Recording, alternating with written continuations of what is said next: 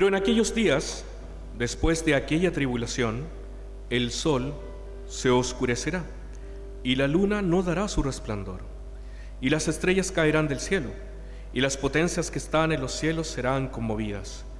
Entonces verán al Hijo del Hombre que vendrá en las nubes con gran poder y gloria.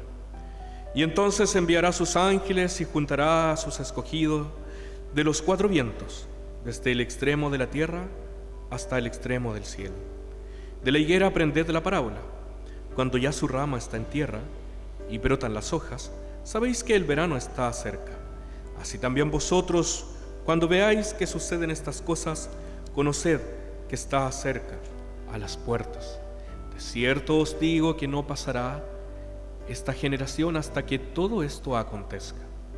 El cielo y la tierra pasarán, pero más mis palabras no pasarán. Pero de aquel día y de la hora nadie sabe, ni aun los ángeles que están en el cielo, ni el Hijo, sino el Padre. Mirad, velad y orad, porque no sabéis cuándo será el tiempo. Es como el hombre que yéndose lejos dejó su casa y dio autoridad a sus siervos y a cada uno su obra, y al portero mandó que velase.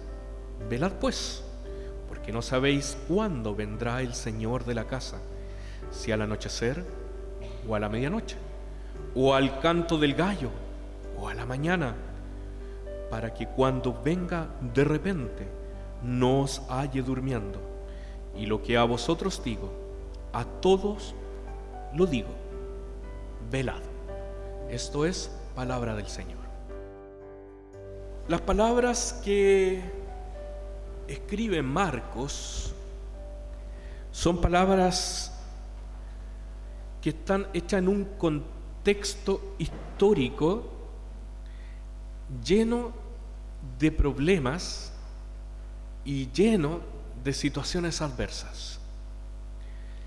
Si hay algo que podríamos describir como el contexto en el cual está aconteciendo lo que escribe Marcos, es el miedo. Miedo. Eso es lo que siente la iglesia que está naciendo, la iglesia que se está creando.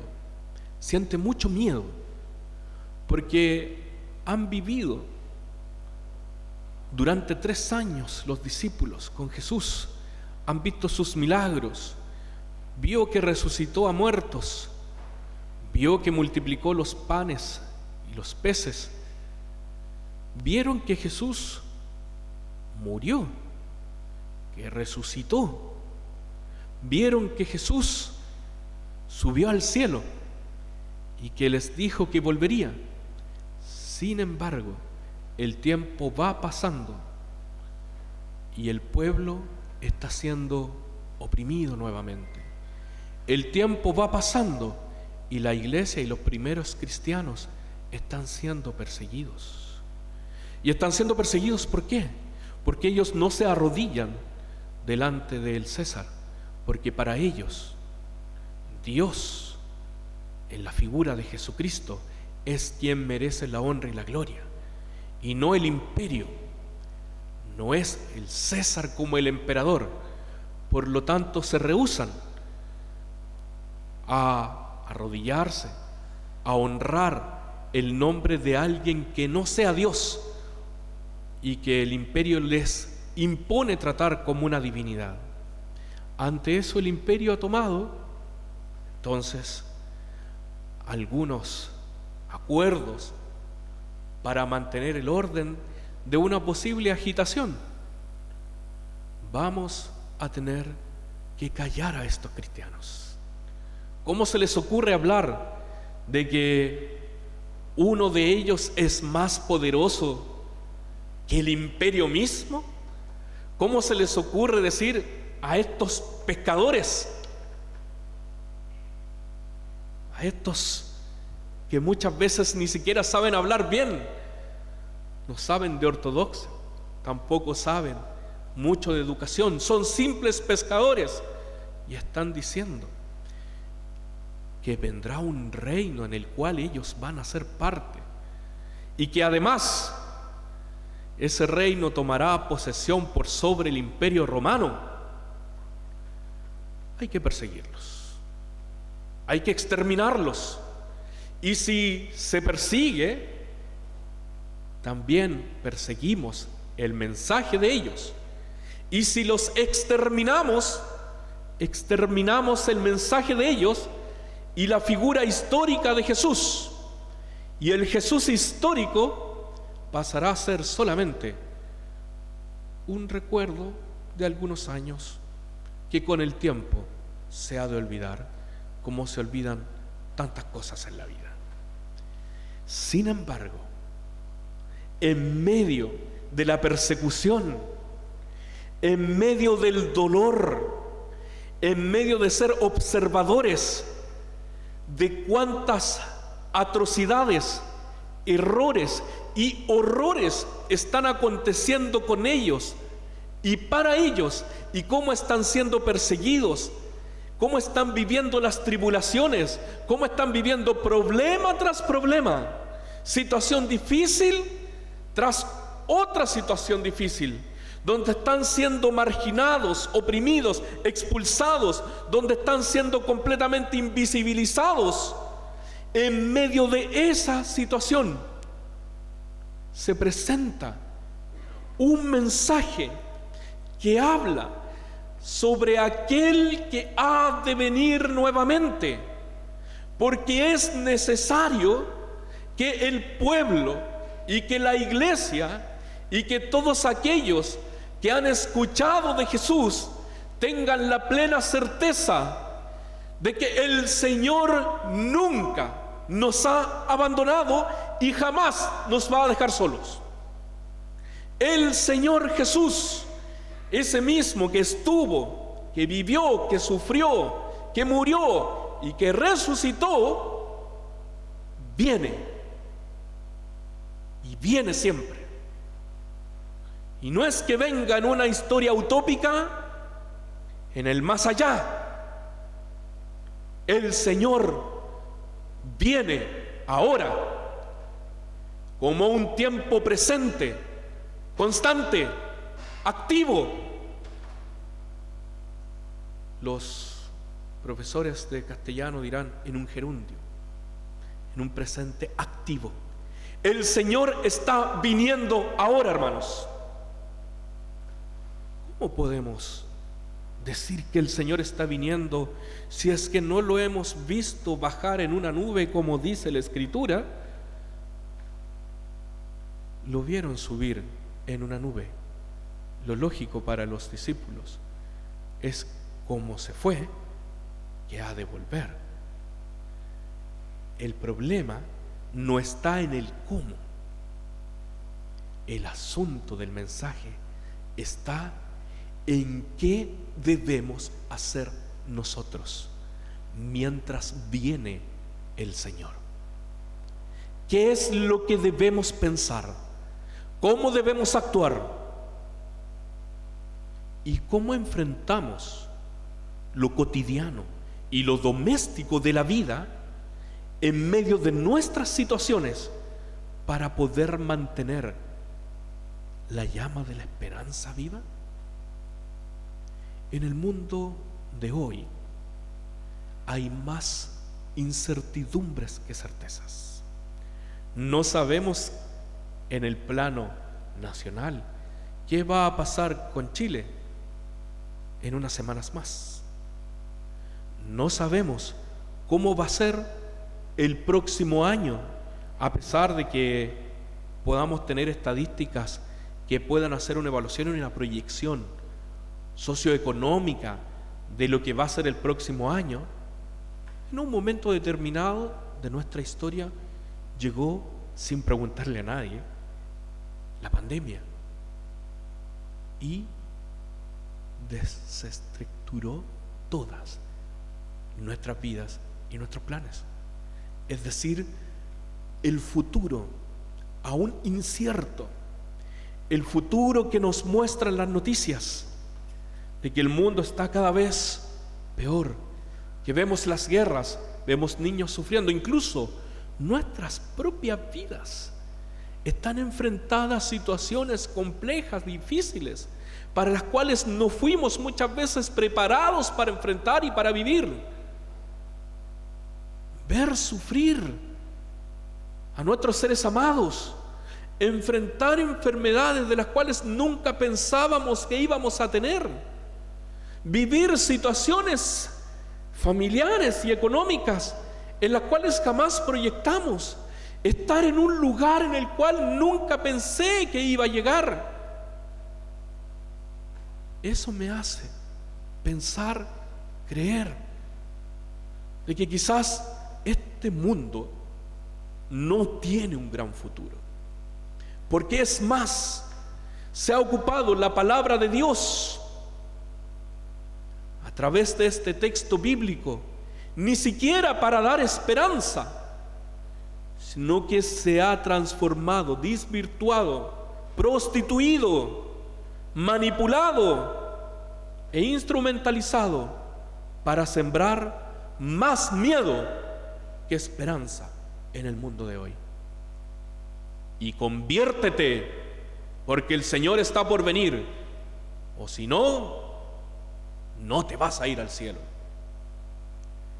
¿Cuántas veces hemos escuchado que las palabras de esperanza se convierten en palabras condenatorias y de juicio, cuando ni la condena, ni el juicio, ni el tiempo lo conocemos nosotros, ni tampoco le vamos a poner un reloj a Dios, ni un calendario a Dios para ir tiqueando? Señor, se cumplió esto, esto y lo otro, por lo tanto ahora ya es hora que vengas. Señor, es más, te atrasaste. No lo podemos hacer. El Señor nos invita a ocupar su palabra, nos invita a escuchar su mensaje. Estas mismas palabras de Jesús, que son poderosas y que se transforman en un agua revitalizante para el pueblo de Dios, para el cristianismo, para los primeros cristianos, nos invita a creer de que el Señor es esperanza para nosotros y no condenación para el mundo. Porque de tal manera amó Dios al mundo, que dio a su Hijo unigénito, para que todo aquel que en él crea no se pierda, mas tenga vida eterna. Lo repetimos una y otra vez. Juan 3:16 y el 17 dice: porque no vino para que el mundo fuese condenado por él, sino que para que fuese salvo por él. Por lo tanto, a pesar de que muchas veces Dios se muestra como el que ha de venir, como el que viene constantemente, tal como lo dice el Padre nuestro: venga tu reino, que lo dice en un momento presente, constante también. Venga ahora tu reino. Y mañana también diremos que venga tu reino. Hoy día debemos decir: ven Señor, ven Señor, te necesitamos en medio de nuestras dudas, te necesitamos en medio de nuestro dolor. Ven Señor, te necesitamos aquí, ahora, para hacer un mundo mejor, para poder enfrentar las situaciones de la vida, para poder dar una palabra de esperanza a este mundo que tanto lo necesita, y no ocupar a ese Dios que viene para condenar al mundo, para atribular al mundo, o para inculcarle incluso más miedo. Por lo tanto, ¿qué podría decirles, hermanos?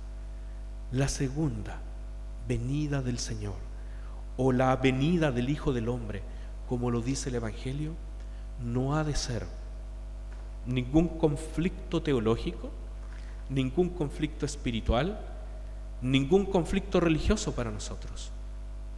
Ha de ser una palabra de esperanza para nuestra alma y para nuestra vida. El Señor viene y debemos estar felices. El Señor vino por nosotros, estuvo aquí con nosotros, vivió en esta tierra como nosotros. Y sabe que lo mejor de todo es que Él dijo: yo estaré con vosotros todos los días hasta el fin del mundo. Es decir, viene hoy día también a nuestros corazones. Viene y se puede posar y se puede sentar junto con nosotros y puede compartir junto con nosotros.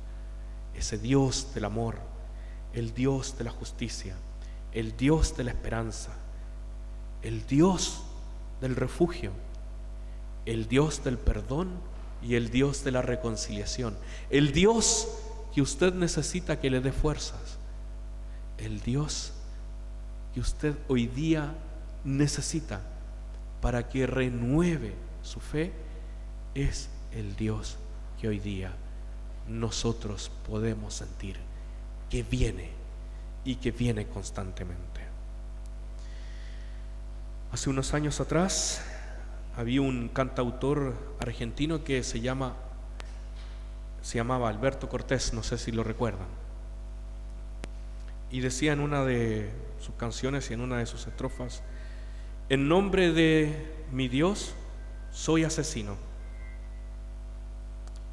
embustero, en nombre de Dios fanático, y soy tirano. En nombre de Dios voy desafiando las leyes del destino y tengo sangre de siglos en las manos. En el nombre de Dios se puede ocupar el presente y el futuro para destruir o para construir. ¿Dónde estamos nosotros? ¿Qué provoca la venida del Señor a nosotros? Debe provocar ninguna acción, ni de destrucción, ni de miedo, ni de dolor. Hoy día estamos aquí reunidos para celebrar que Dios está en medio de nosotros, y lo que ha traído a través de las alabanzas, de las oraciones y de todo lo que hemos realizado en la liturgia no es nada más que amor, esperanza, paz y la intención de que seamos hombres y mujeres de buena voluntad, que sepamos vivir, convivir y construir un mundo basado en los valores del reino de Dios. La segunda venida del Señor no la esperemos como una utopía del más allá. Hagamos lo que dice el texto: velad, velad. Trabajemos día a día, trabajemos todos los días de nuestra vida, seamos buenos obreros. Cuando venga el Señor, nos encuentre completamente preparados y sabiendo de que hemos ocupado su nombre y no usado su nombre. Hemos ocupado el nombre de Dios para hacer el bien, para hablar buenas nuevas, para sanar a otros, para convertirnos en una comunidad terapéutica, para hacer escucha los unos con los otros, y no para destruirnos, y no para apuntarnos, y no para condenarnos. Ese es el Señor que viene, y ese es el reino de Dios que esperamos que venga. Por lo tanto, se hace muy cierta las mismas palabras de Jesús. Jesús en sí mismo representa el reino de Dios. Pero ¿cómo lo representa? Lo representa a través de su imagen, pero también de su ministerio. Quien quiera vivir hoy día en el reino de Dios, sigamos los pasos de Jesús y viviremos y gozaremos y podremos celebrar constantemente que Dios sigue estando con nosotros. Esperanza y optimismo, hermano. Sí, el Señor está con nosotros, y eso es lo más importante, que no se apague la luz de nuestro corazón. Y sigamos trabajando, y sigamos velando, y sigamos haciendo el bien, y no nos cansemos de seguir construyendo un mundo mejor. Mientras construyo un mundo mejor para mí, construyo también un entorno mejor para los que están alrededor mío. Y así, entre todos, seguimos avanzando. Estas palabras de Marco, escritas hace casi 2000 años atrás, sirvieron para que esa iglesia perseguida, con miedo, esa iglesia que no estaba bien anímicamente, esa iglesia que tenía diferentes problemas, pudiera seguir adelante y pudiera seguir trabajando. Hoy día nosotros estamos en una sociedad la cual le llamamos que está enferma, que está cada día más injusta, una sociedad que nos atemoriza, que nos llena de miedo y de terror. Nuestras propias vidas muchas veces tienen incertidumbres. No somos muy diferentes a la generación que vivió en ese tiempo. Cada uno con sus propios problemas, con sus propias dificultades, con sus propias situaciones adversas, debe seguir creyendo, debe seguir confiando y debe seguir sintiendo que el Señor estará siempre con nosotros. Oremos. Gracias te damos, Señor, por tu palabra. Confiamos plenamente que así como estuvo el ministerio y la figura de Jesús en este mundo, murió, resucitó, ascendió al cielo, hoy nuevamente viene con esperanza a nuestras vidas y nos llena de esa alegría de saber, nos llena de ese gozo de tener la seguridad de que el Señor nunca nos ha abandonado, de que podemos seguir peregrinando en este mundo, podemos seguir avanzando. Aunque veamos a nuestro alrededor que todo se derrumba, el Señor siempre construirá algo nuevo para nosotros. Aunque veamos con incertidumbre el futuro, el Señor sigue siendo la esperanza para nuestro futuro.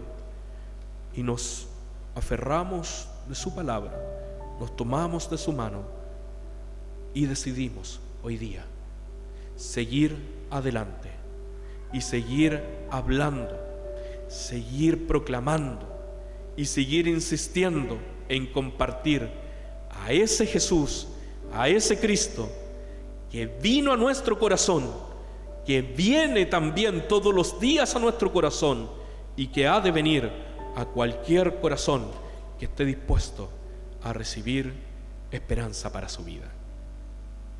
Gracias, Señor, y que así sea siempre en nuestras vidas, en el nombre de Jesús.